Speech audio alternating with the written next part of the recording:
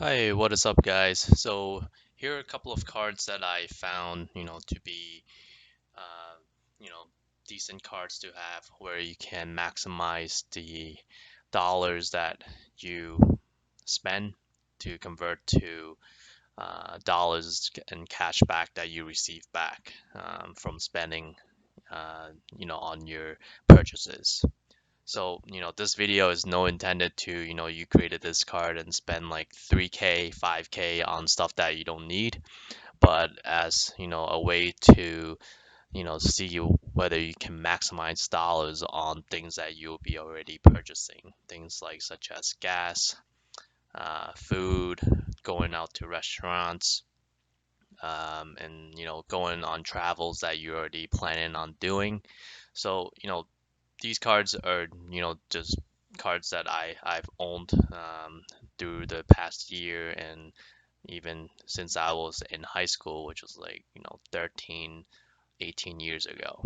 So the first card that I recently have is the Chase, uh, the Discover card. So this Discover card is that you get 5% quarterly on certain items. And this quarter, I believe, is Amazon, um, Walmart, and Target. So these three department stores, you get 5% cash back on this quarter from October to like December or January. So each quarter, these cards kind of rotate uh, their cashback categories, and you'll probably see that a lot through a lot of the credit card companies. They have started doing this trend where they rotate to different categories every quarter to induce more of their customers to use that card. So this 5%, on top of this 5%, you get also another five, a matching, what they call it, cashback match. So by the end of the year, you get, if you, uh, maxed out on your percentage every quarter, you max out on your cashback, you get, the same amount of cashback back at the end of the first year. So for example, usually these credit cards max out the amount that you can uh, redeem each quarter by to $75. I'm pretty sure that's the limit for these cards. And so each quarter you get $75. So if you times four, if you do happen to max out on your category, it's $300 each year that you'll get back. Obviously, it's pretty hard to max out on that, for the $75 because that's about $1,500 that you have to spend on that particular category because it's 5%. So 1,500 times 5%, so that's $75. Yep. So for it is pretty hard. I've only matched it. I've only maxed out like one time, with the $75. That just because I needed to make those purchases. I was, going out on restaurants, and I also have an eBay account where I pay a lot of the shipping labels and stuff like that. So there's one quarter where it was for PayPal and also for restaurants. So for me, that that 3 or 4 months, that was easily for me to cover that $75 max threshold for that quarter because I was using PayPal for my business, and also I go out to restaurants occasionally, and the restaurants around my area are pretty expensive. Even if you go out for a dinner for two, it's usually 50, 60, or even to like $100 for two people. So these cards, are the card that I opened one last year, I believe, or about mid last year. And obviously, having a credit card, you want to make sure that you pay off your balance, or else, it's a pretty high percentage if you don't pay the full amount. So you don't pay, you have to pay for the full amount. Obviously, you don't pay for the minimum, or else interest will still accrued on the other portion of your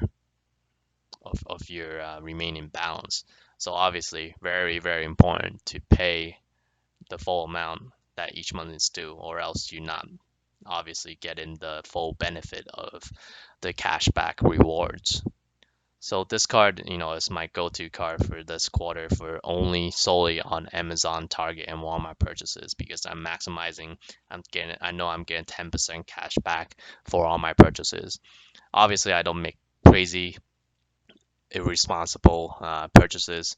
All the purchases I make, are a necessity or something that will hold more value, and hopefully when I resell it back the item later on, it will make me more money or break even at least.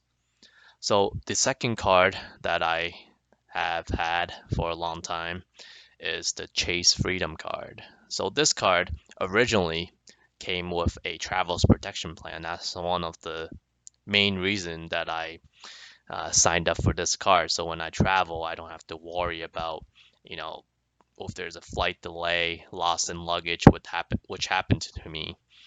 And but apparently they sent me back a new card. So a side story to this. So um, my fiance and I we went to a trip to South America, and the card that I booked everything almost on this card because I thought that I had travel's protection plan. However, they shipped they it was like during the mid-year they sent me a new card with a new number. At first I was like, oh, it's just a regular, mail that usually credit card sends you a new credit card every like 3 or 4 years to update the um the expiration date. But in this case, it was they changed the number too. At that time, I didn't really think about how changing the card number itself, the credit card number itself, would kind of voided all the previous benefits of this card.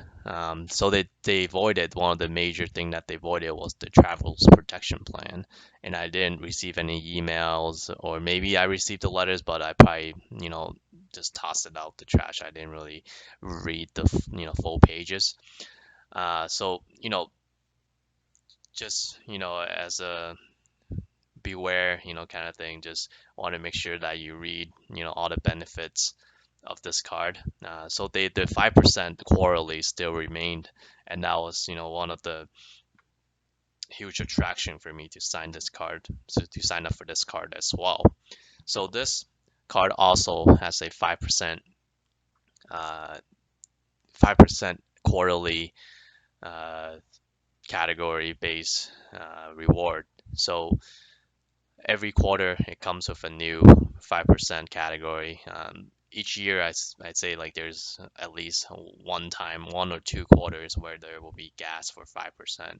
So if you fill out every week, for uh, for your car 5%, that's about like $100 each. So $100 each month. So if you don't fully utilize that, then there might be other categories that might fit your needs. But this quarter, the Chase Freedom card is on. I believe it's on. Let me see what it is on. If I click it, so this month is on department stores and PayPal. So and Chase Pay. So it's benefited me a lot on through my business as well. If I'm using eBay to pay for shipping labels and stuff like that. So I'll be utilizing a lot of that, and also at the same time breaking up the 5% cash back.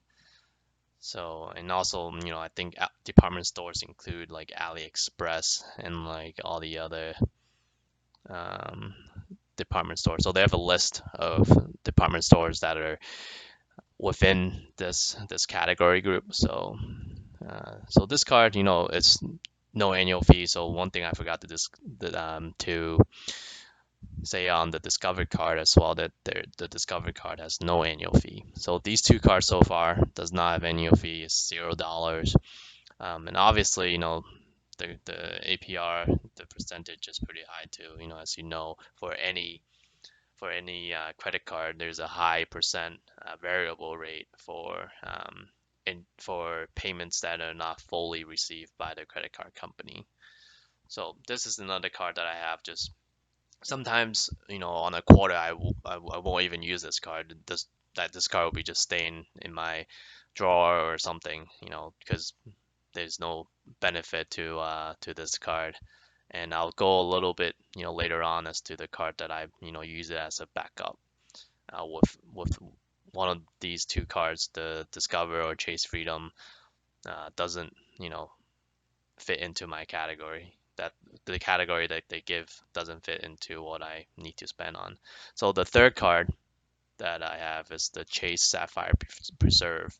So I'm planning on, canceling this card probably at 1 year after I had this. I opened this card um, last year as well, just to take advantage of, the overall benefits, because this card has travels protection plan, and also, as you can see, 25% travel redemption, uh, yeah, travel and purchase coverage, and there's no foreign transaction fees. So this card is good for travel, and based on the points as well. I mean, given you have to do spend $4,000 and there's a hefty annual fee of $95. For this card, you can also go to like airport lounges and stuff like that to get free meals and drinks, at the airport, which, usually, at airport they charge, pretty substantial amount of, a little bit higher, money for the restaurants and food. So just having that perk, being able to, some places have showers and massaging chairs, if you go to a nice airport with, you know, decent lounges. So this is, these, definitely a good card to have, even though there might seem to be a lot of upfront costs to hold in this card. But the points coming back. I know last time they were doing an 80,000 points redemption, so it's definitely worth it, for if you travel a lot, and if you use the points back to travel. So this would be a good card, to hold. The main key thing is the travel and purchase coverage. So if something that does happen to you during the trip, they would they would cover it, with their insurance. And even baggage delays, they up to $100 a day for 5 days. So, just having the peace of mind that you don't have to worry about your luggage and what happens with, something happens that interrupted your trip when you know, paid for everything up front already. And most of the time, hotels and some of the reservations that you made can't be canceled last minute, or if you already paid it all up front, um, then you don't have to worry about any of those, unless you like buy your own separate insurance as well through travel, like through Priceline or something, or a travel agency. So this is the third card, but with this card, if you don't travel that much, then I don't think there's a huge benefit to it. You do get, one more thing, you do get 2% on travel and dining on all, purchases. So sometimes travel, even paying for like meters, even if you're not traveling, that also counts as 2%, just as a awareness. So the fourth card that I own is the IHG Credit Card. So this card, I typically only has a zero balance in this card, just because I rarely ever use this card. Even if I'm booking hotels, even with IHG sometimes, unless I'm literally down to a last resort, I can't find any better deals or similar better deals online for hotels, then I would go to here. Because IHG, their website, typically, their hotels are usually more expensive, and sometimes I go with Airbnb as well. So whichever looks the best, the lodging and also the location as well. So this card, they used to have the club, um, they used to have the club, just the club Mastercard, but now I think they only made it the Premier card, which what that card is you need to pay an annual fee of $89. So currently I have this card. I don't know if they grandfathered in. So I have the card on the left. So they made this as no annual fee. So previously I paid $49 for this card, and this card consists of a free annual night, an anniversary night from the anywhere in the world, like in any IHG chain. So you can book it friggin' Intercontinental for free for one night. And that perk for only $49 a year. That's a pretty good deal. And I was also getting, this, I think like 60 or 80,000 point bonus when I signed up initially. So I had this card for like 3 or 4 years now, and I've been just letting it sit. And this is actually my travel card, just because they don't have any foreign transaction fees. See, as you can see, both of them, they don't have foreign transaction fees. So um, so this card, I use it fairly often when I'm traveling, just to keep in my back wallet. Just when I travel, I need it to pay for something. I use a credit card, and Mastercard is accepted in most places in the world. And so now they created this Premier card. It was just literally happened this year, and where you have to pay the annual fee of $89 instead of what I used paid like 49. I don't know if they will be getting rid of that annual free night, or if I am grandfathered in.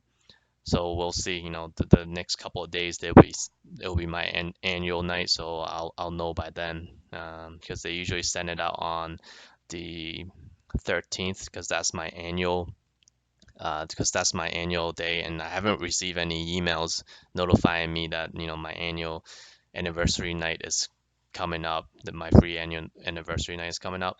And usually they send an email a couple of days prior to me getting that anniversary night. So I'm pretty sure they probably just got rid of that, and now only the Premier card would get the benefit of the free night. So even $89 a year, that's not too bad in my opinion to get the free night.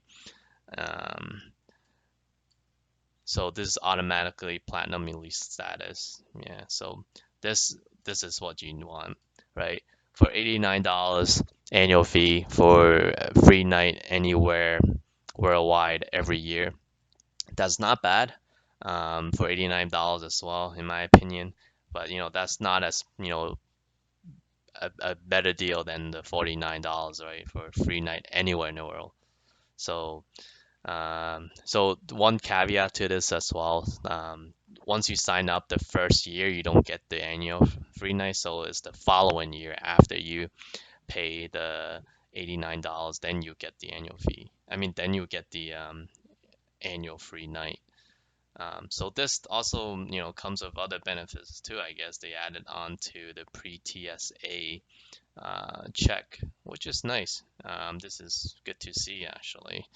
And so this card, it's I guess good to have. If you book at a Intercontinental, it's well over $100 already. So that $89 of annual fee kind of covers that already. If you know what I'm talking about. So for 80,000 points as well, once you spend $2,000 first 3 months, that's not too bad either. 80,000 points will probably get you maybe like 4 nights free stay or more. The redemption points are usually 10,000 to 25,000. I've redeemed some hotel points for like 15,000 for one night, depending on like the the region of the location. If you book in New York City, obviously it might be 25K points to 30K points. So, last year I used this card to count down with my fiance in New York City. So when you think about it, that free night is, I mean, it's all worth it already there, because one night before New Year's Eve at Times Square was about over $1,000 a night. So, you know, paying $49 for a, $500, $1,000 room, that's already covered, so it's worth it. And I also booked in Intercontinental in New York City Times Square before too for free, so you can't really um, have any downside to this card, you know. So, but I don't use this card for regular purchases because I don't really maximize my full potential, of my cashback.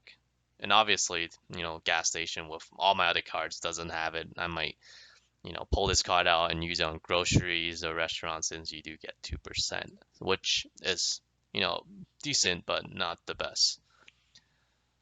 So the second to last card that I have is the Bank of America card. So this is my backup go-to card. So if you have, there are 3% cash back on category of your choice. So you can pick like online purchases, gas, restaurant.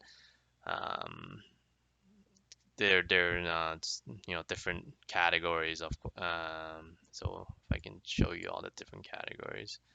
But oh, here they are. So these are the categories: gas, online shopping, dining, travel, drugstores, home improvement, furnishing. So these are your categories. So you can switch from month to month. You can only change it one time per month. So if you change it on October 3rd, you can't change it until November 3rd. So you have 1 month window period to change it, but you can change it anytime during the month. So if you change it on October 3rd, you didn't change it until November 5th, you can change it on November 5th, but it needs to be 1 month time window. So, just having the 3% is not bad. It's not good, but at least it's something. So whenever, Amazon is not on this card, or Walmart, Target, or PayPal is not on this Discover card, I would, change this back to my online shopping card just because it's 5%. And also, there are also other uh, benefits with Bank of America just because they have, if you're in different tiers in the bank, like gold, you get an extra 5%, and then with your platinum, you get an extra like 50% cash back. So if you earned uh, like $5 cash back, you get an additional 50%. So you technically get $7.50 back. So it's technically not bad. You get more than 3% if you do use this card. But obviously, if these other cards have the 5%, it will be the better deal.